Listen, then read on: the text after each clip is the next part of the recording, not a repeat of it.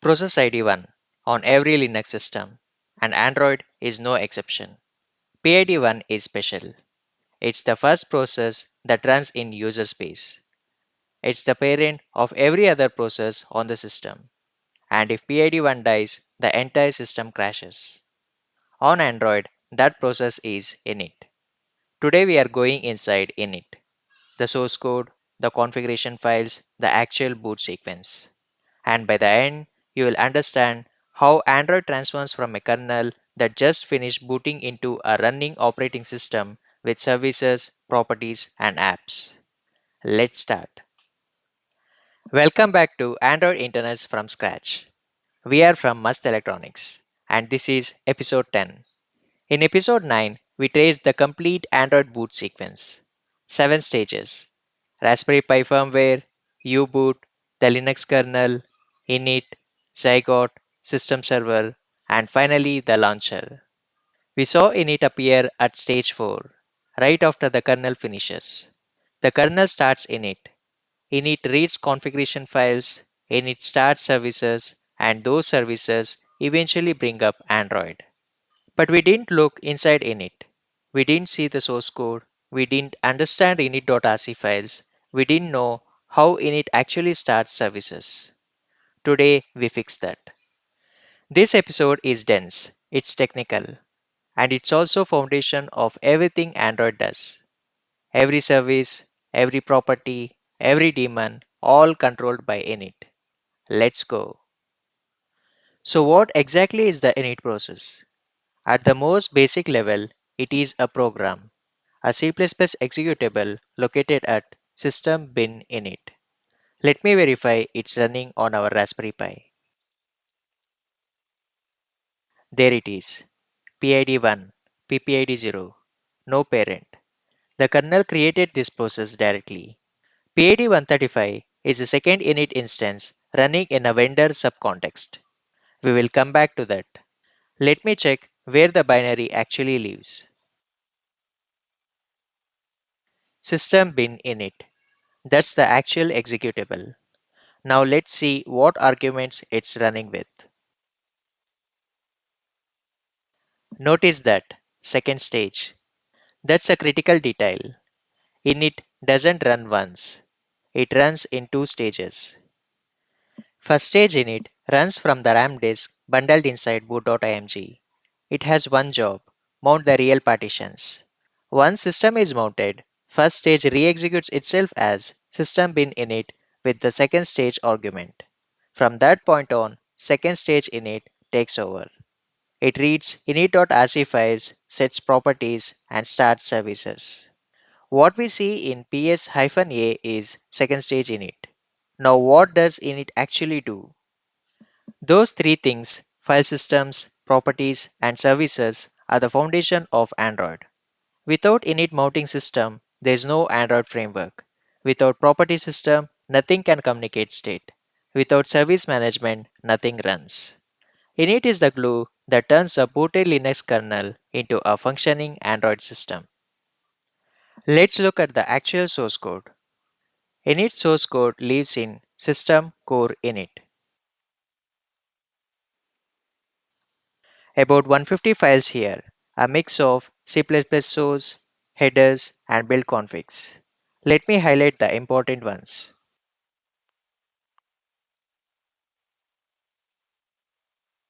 4 key files. Init.cpp. This is the main entry point. The main function is here. This is where init starts.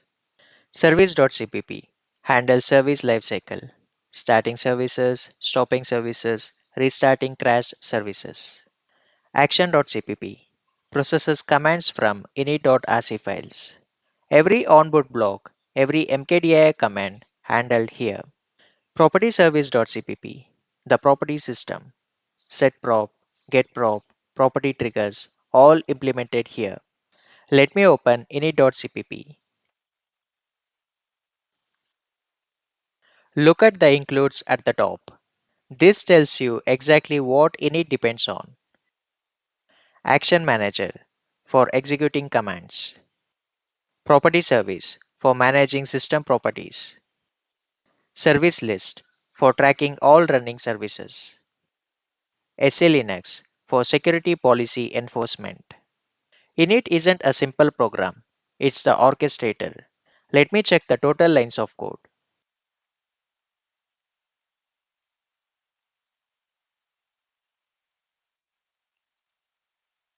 About 27,000 lines of C++ code across all files. This is a complex system. Now let's look at the README file.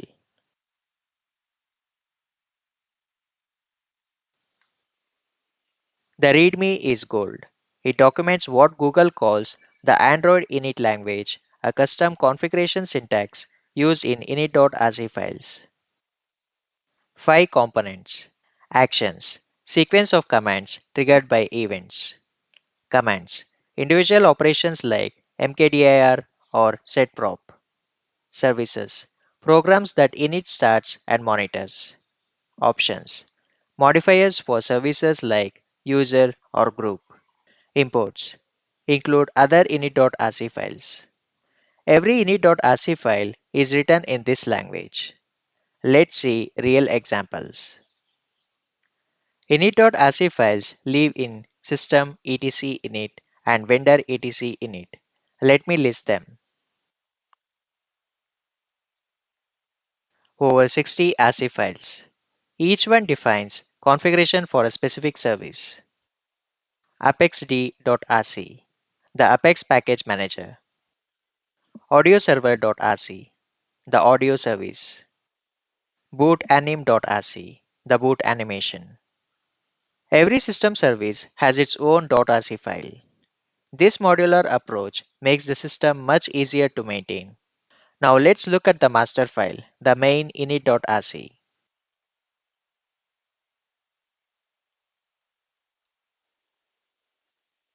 This is system etc init hw init.rc, the primary configuration file that ties everything together.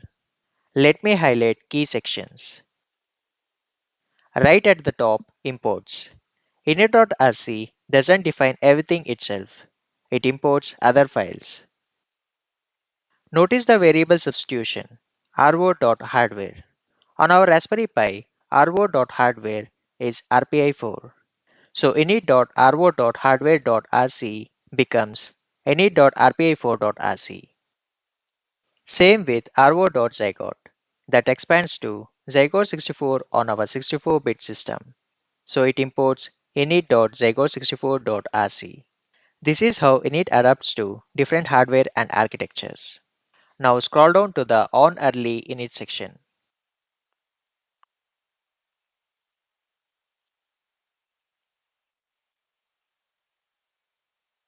This is an action. The keyword on defines a trigger. Early init is the trigger. It fires every early in the boot sequence. Everything indented below it is a command. This line disable kernel sysrq. This line set SLinux context on the ADB keys file.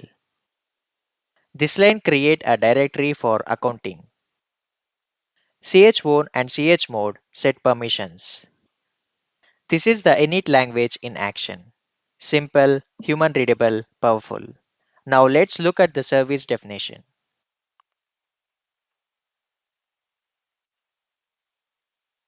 This is beautiful. Service Zygote. Define a service named Zygote. The executable is system bin appprocess64. Arguments: xzygote, system bin, zygote, start system server. That start system server flag is critical. It tells Zygote to fork system server after it preloads the framework. Class main. This service belongs to the main class. When init runs class.main, every service in this class starts. Priority -20, the highest CPU priority. Zygote is critical. It needs maximum scheduling priority. User and group permissions. Zygote runs as root, with supplementary groups for reading proc. Socket definitions. Create Unix domain sockets at devsocket zygote and devsocket usap pool primary. These sockets are how apps request Zygote to fork them. On restart handlers. If Zygote crashes and restarts, these commands execute. Restart audio server, camera server, media server, netd, Wi-Fi count. Why? Because all of those were forked from Zygote. If Zygote dies and restarts, its children become orphaned. Init automatically restarts them to maintain system consistency. Critical. If Zygote crashes too many times, reboot. This one file defines how the most important process in Android runs. Let me show one more, a simpler one.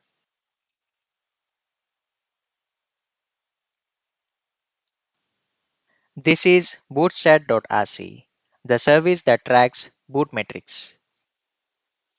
Notice the trigger, two conditions joined by ampersand. This action only runs when both are true. The postfs event has occurred, which means partitions are mounted. The property ro.boot.bootReason is set to any value. The command setprop sysbootReason copy the boot reason from a read-only property to a writable one. This is how properties and triggers work together. Events happen, properties change, actions execute. Now let's see this in action on our running system. Init manages services through the property system. Every service gets a property init.svc.service_name. Let me check the status of key services.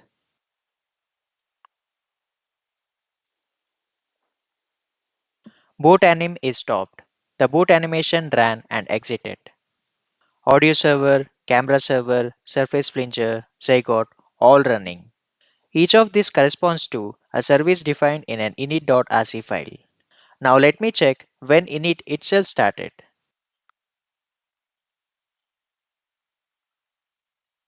This is a timestamp in nanoseconds from the kernel's clock boot time, 3.8 billion nanoseconds, about 3.8 seconds after kernel boot. That's when init started. Let me check how long specific init stages took. ro.boottime.init.slinx, 421 million nanoseconds, about zero point 0.4 seconds to load the slinx policy. ro.boottime.init.coldboot wait is 0. This byte doesn't wait for coldboot device enumeration. UUND handles devices asynchronously. Now let's look at init's actual log output. Look at the progression. 3.9 seconds. Init first stage started. 4.8 seconds. Init second stage started. That zero point 0.9 second gap, that's first stage init mounting partitions and re-executing itself. Then second stage init starts reading init.rc files and starting services. At 9.9 seconds, wait for property odesign key done equal to 1 took 79 milliseconds. This is init waiting for on-device signing to complete. Init synchronizes on critical properties before continuing. If odesign hadn't set that property, init would still be waiting. This is the dependency management system in action. Now let me show you the binary itself. 3.1 megabytes. That's a total code of PID1. Let me check what kind of binary this is. ELF 64-bit ARM binary, dynamically linked against the Bootstrap linker, built for Android 14 API level 34.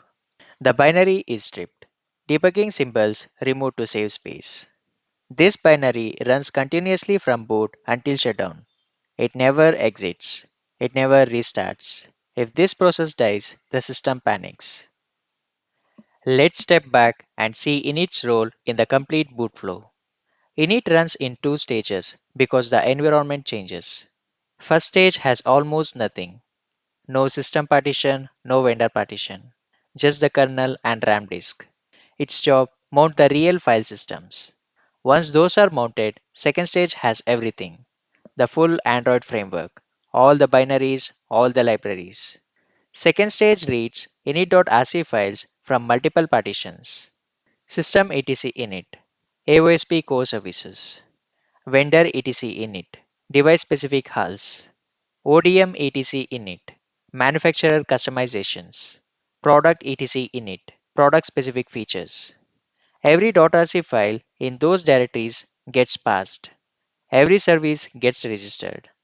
Every action gets queued based on its trigger. And then the boot sequence proceeds. On early init fires, set up C groups, kernel parameters. On init fires, create directories, set permissions. On late init fires, trigger file system mounting. On postfs data fires, data is now available. On Zygote start fires, start Zygote. On boot fires, final system initialization. By the time onboard finishes, Android is running. But init's job doesn't end. Init continuously monitors every service it started. If a service crashes, init restarts it automatically. If a critical service crashes too many times, init reboots the device to prevent a boot loop. Init also responds to property changes. Remember those on property triggers in init.rc. If a property changes at runtime, init reevaluates all triggers and executes matching actions. This is how USB modes switch, how airplane mode works, how the system responds to low memory. Init is always running, always monitoring, always responding. This is why understanding init is so important. Every performance problem, every boot failure, every service crash, somewhere in the chain, init is involved. Being able to read init.rc files, parse logcat output, and trace service dependencies, that's the difference between guessing what went wrong and knowing what went wrong. Let me recap what we covered today. We looked at real source code. We read real init.rc files from the Raspberry Pi. We saw init's log output and property timestamps. And most importantly, we understood the language. Actions, commands, services, options, imports, triggers, properties, on restart handlers. Now, when you see a service definition in init.rc, you know exactly what it does. In episode 11, we follow the chain forward. Init started Zygote, now we go inside Zygote. We will read Zygote init.java, we will read the preloading phase, we will understand how fork works and why it makes Android apps fast. And we will see exactly how an app goes from user taps icon to process is running with framework loaded. If this episode helped you understand Init, please like the video and subscribe to Must Electronics. Drop a comment what aspect of Init do you want us to explore deeper. Before you go, all commands from today are in the description. Links to the AOSP source code we looked at. If you are following along on your own Pi, try this. Modify one of the init.rc files, add a simple mkdir command to onboot, rebuild the system image, flash it, boot it. Check your directory was created. That hands-on experience will make this all click. Please let us know your experience in the comments.